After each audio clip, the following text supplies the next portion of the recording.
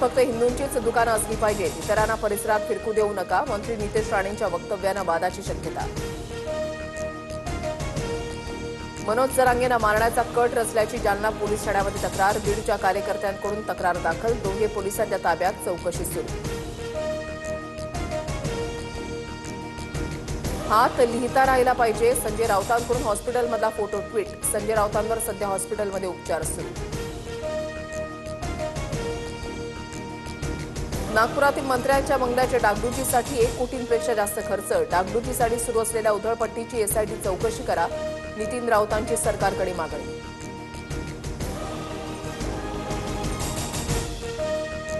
सोनं 1,19,800 रुपये प्रति तोळा, तर चांदीच्या दरामध्ये 1,000ची वाढ. चांदीचे दर 1,49,000 रुपयांवर.